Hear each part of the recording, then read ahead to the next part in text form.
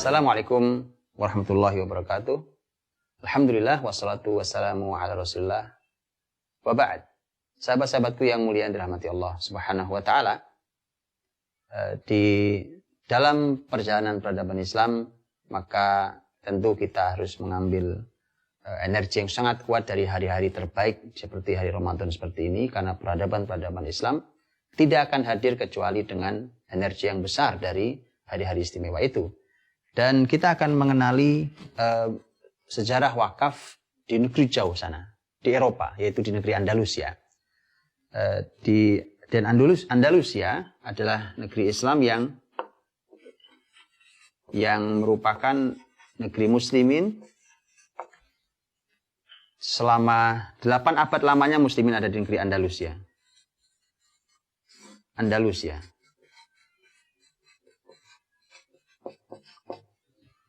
Masa puncak kebesarannya adalah ada di masa pemimpin yang luar biasa, memimpin selama 50 tahun lamanya.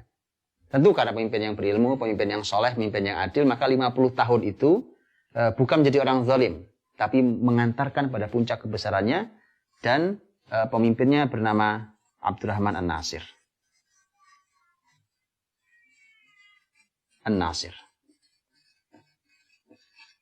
Memimpin dari tahun 300 sampai 350 Hijriah.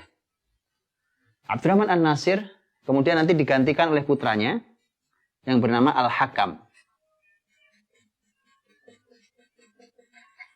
Sejarah mencatat bahwa di masa Al-Hakam inilah terjadi perkembangan wakaf yang luar biasa sampai menjadi disebut-sebut sebagai wakaf paling besar di Andalusia ada di masa Al-Hakam putranya Abdurrahman An-Nasir. Jadi ini ayah dan anak yang sangat luar biasa, rahimahumullah. Al-Hakam membangun banyak sekali masjid-masjid di wilayah-wilayah perluasannya. Karena perlu diketahui bahwa masa kebesaran ke puncak Islam ini, karena Andalusia itu meliputi wilayah Spanyol, kemudian Portugal, kemudian Prancis bagian selatan, kemudian Kepulauan Sisilia yang sekarang milik Italia. Ini adalah wilayah Andalusia keseluruhannya. Sehingga ketika wilayah-wilayah kota-kota itu berhasil ditaklukkan oleh muslimin, maka tentu perhatian besar membangun masjid-masjid. Dan Al-Hakam membangun masjid-masjid dengan dana-dana wakaf di berbagai kota itu. Dan di antara yang paling besar yang dibangun oleh Al-Hakam adalah yang ada di kota Sevilla. Di kota Sevilla itulah Al-Hakam membangun luar biasa.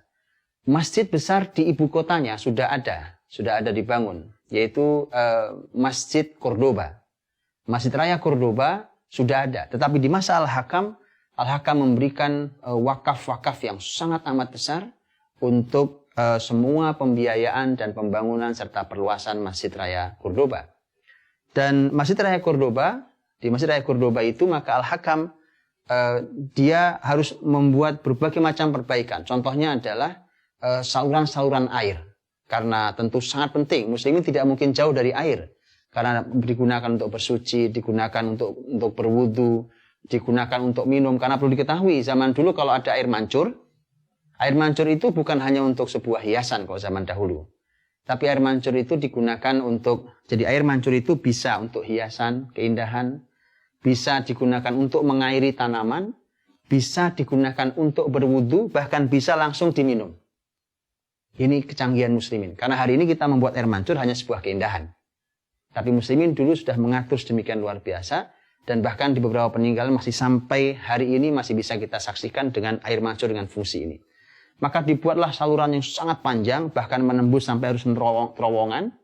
Dan supaya memudahkan muslimin mengambil air, mendapatkan air untuk semua keperluan tadi itu. Dan semua adalah karya Al-Hakam, di mana Al-Hakam kemudian mencoba memberikan wakaf-wakaf terbaiknya dan wakaf-wakaf besar dari negara untuk kemakmuran negeri Andalusia. Di satu kota Cordoba, bahkan disebutkan ada 27 madrasah. Ini di satu kota Cordoba saja. Satu kota Cordoba ada 27 madrasah yang semuanya gratis.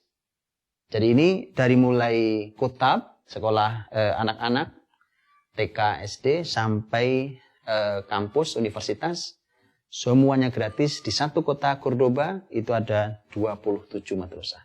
Dan semuanya adalah hasil dari wakaf di bawah kepemimpinan Al-Hakam. Maka Al-Hakam disebut-sebut sebagai pemimpin dengan karya terbaiknya adalah wakaf terbesar sepanjang kebesaran Andalus selama 8 abad lamanya.